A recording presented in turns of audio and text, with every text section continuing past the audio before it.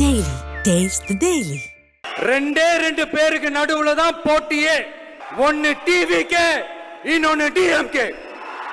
Sir, இதன் மூலமா Vijay versus Udhayanidhi இல்ல விஜய் விசஸ் ஸ்டாலின் இப்படி மாறும்னு நினைக்கிறீங்களா? அரசியலுக்கெல்லாம் அதை எப்படி? நாங்கெல்லாம் குறுக்கு கோடு போட்டு ஆடிட்டு இருப்போமா?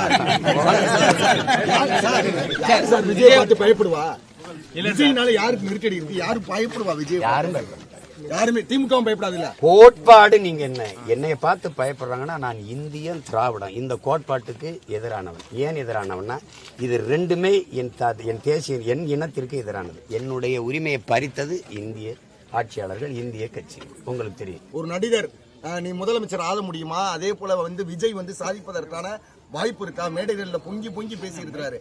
திரு முத்துவேல் கருணாநிதி ஸ்டாலின் அவர்களே, மாண்புமிகு திரு மோடிஜி அவர்களே, காலம்தான் தீர்மானிக்கணும். அது எனது மக்கள் வழியில தான் இருக்குது. இப்போ நம்ம அதை போய் பேசிக்க வேண்டியதில்லை. நாம் ஒரு இலக்கை நோக்கி ஒரு பயணத்தை தொடங்கி ஓடிக்கொண்டிருக்கோம். தம்பி இப்போ வந்திருக்கிறாரு, அவரை வாழ்த்தணும். எடுத்துக்கலாமா? ஏன்னா அவருடைய கொள்கையை நீங்க முழுசா கேட்டுட்டீங்க, பார்த்துட்டீங்க. கேட்கல இல்ல, அவர் பெரியார் கடவுள் மறுப்பு கொள்கை நாங்க ஏத்துக்கல.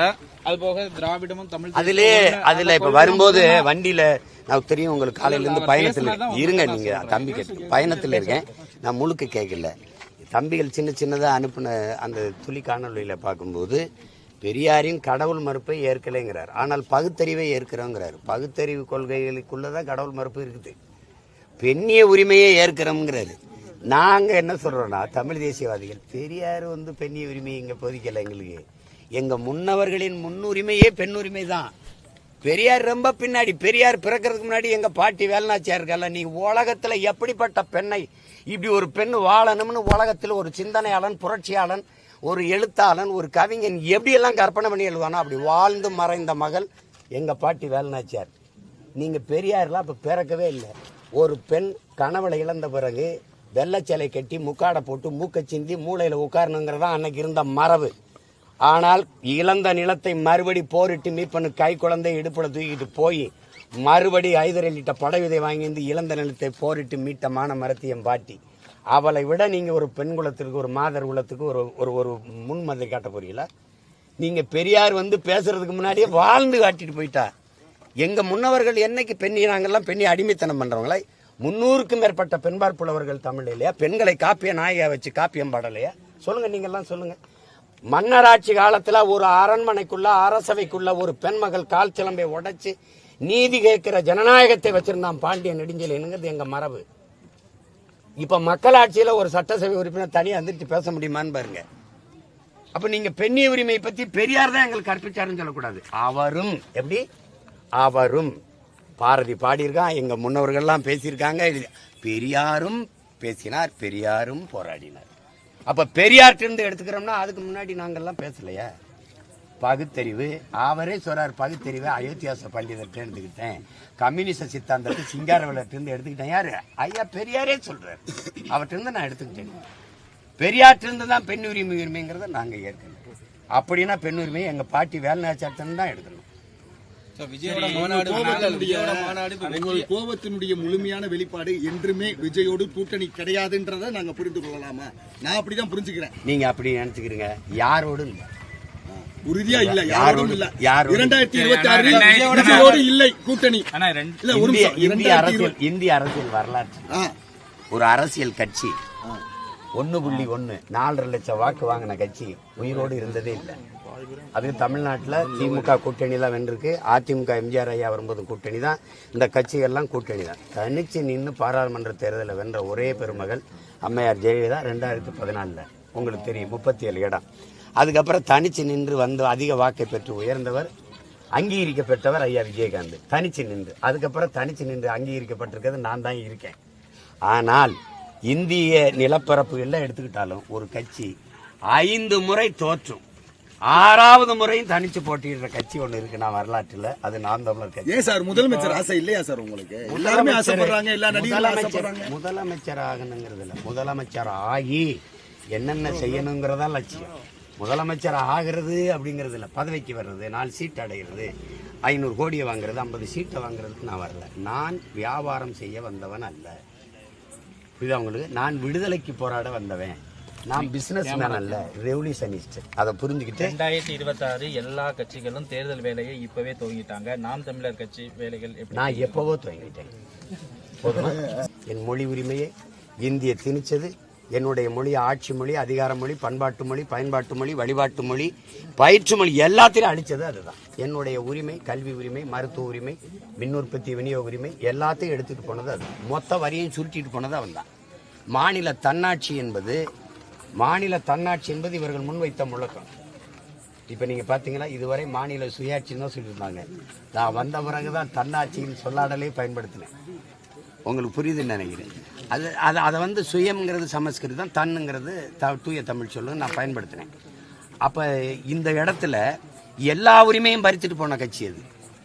எனக்காக எதுக்கு நிக்காது? காவிரி உரிமையை பறித்தது அதுதான். கச்சத்தீவை எடுத்து கொடுத்தது அதுதான். லட்சக்கணக்காக என் இன மக்களை கொண்டு குவிச்சது அதுதான். அதனால நான் அதை எதிர்ப்பேன். திராவிடம் என்பது இந்தியத்தின் கூட்டாளி, பங்காளி. 2 பேரும் ஒண்ணுதான். இதை நான் சொன்னா நீங்க நம்ப மாட்டீங்க. எங்க தாத்தா தெய்வ திருமகன் பசுமன் முத்துராமலிங்க தேவர், ஆரியம் திராவிடம் 2ம் வெவ்வேறு அல்ல, 2ம் ஒன்றுதான். ஒரு நாள் கட்டி பிடிச்சு கைகொலிக்கு சங்கமிப்பார்கள்ங்கிறாரு. நான் தமிழன் 2 பேரும் ஒரே நேரத்தில் எதிர்க்கிறார்களா இல்லையா? கோட்பாடு தான் இங்கே. கோட்பாட்டு அளவில் நாங்கள் இந்திய அரசியலுக்கு, திராவிட அரசியலுக்கு எதிரானவர்கள். ஏனென்றால் திராவிடம் எங்களோடே தமிழ் பேசிக்கொண்டு என் மொழியை அழிக்கும். எங்களோட தமிழர் உரிமைன்னு பேசிக்கொண்டே எங்கள் உரிமையை சிதைக்கும், அழிக்கும். இந்த நிலத்தில் இருக்கிற நச்சு திட்டங்களை எல்லாம், ஸ்டெர்லைட், மீத்தேன், ஈத்தேன், இந்த எல்லா நச்சு திட்டங்கள், இந்த சிப்காடு அப்படி இப்படி நாசகார தொழிற்சாலைகளை கொண்டு வந்தது யார்? திணித்தது யார்? காங்கிரஸ், பிஜேபி 2 கட்சி தான் இருந்தது. இந்த கட்சி எந்த எதிர்ப்பும் இல்லாமல் இங்க வேறு உண்ட கால் உண்ட இந்த திட்டங்களை நிறைவேற்ற அனுமதிச்சது திமுக. உண்மையா இல்லை? அதை மட்டும் சொல்லு. அணு உலை முதல்ல எங்க வந்தது? கேரளாவுக்கு. ஏன் கேரளா ஏற்கல? நான் வெளிச்சத்தில் வாழ்வதை விடவும் உயிரோடு வாழ்வது முக்கியமானது, நீ கிளம்புன்ட்டான். அங்க எதிர்த்த காங்கிரஸ், அங்க எதிர்த்த கம்யூனிஸ்ட், இங்க வையுங்க. யோசிச்சு பாருங்க. எப்படி சொல்லுங்க? செர்னோபில்ல வெடிக்குது ரஷ்யால. வெடிச்ச செர்னோபில்ல திருப்பி அதே அணு உலை கையெழுத்து போட்டு ராஜீவ்காந்தி இங்க கொண்டு வர்றாரு. காங்கிரஸ் தான் கொண்டு வருது. காங்கிரஸ் ஆட்சி கேரளாவில் எதிர்க்குது. அதே தமிழ்நாட்டில் திமுக, இந்த அதிமுக இடிந்த கரையில் நிறுவ அனுமதிக்குது.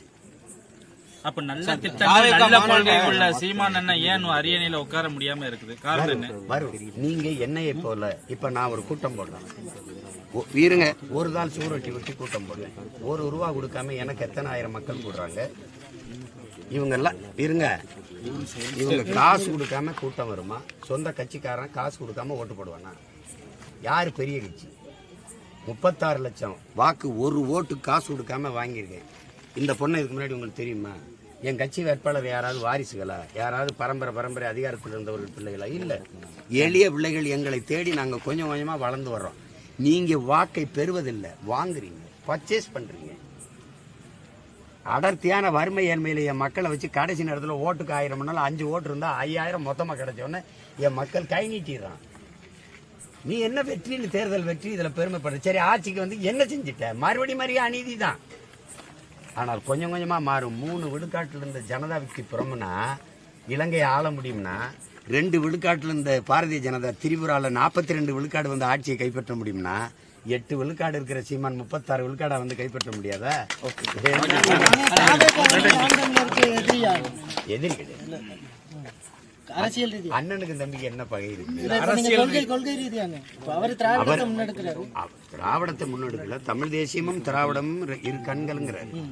அப்படி சொல்ல முடியாது. திராவிடம் தமிழ் தேசிய இனத்திற்கு கொடிய புண்கள்ங்கிறது எங்களுடைய கருத்து.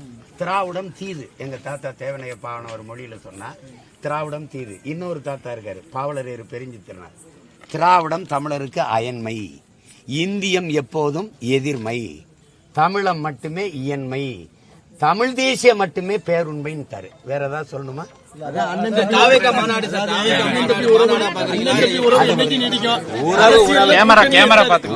உறவு என் பாதை என் பயணம் வேற, கூட்டணி கிடையாது. என் பாதையை முடிவு பண்ணி என் பயணத்தை தீர்மானிச்சு என் இலக்கை முடிவு பண்ணி 13 ஆண்டுகள் ஆயிடுச்சு. Taste the Daily. Taste the Daily.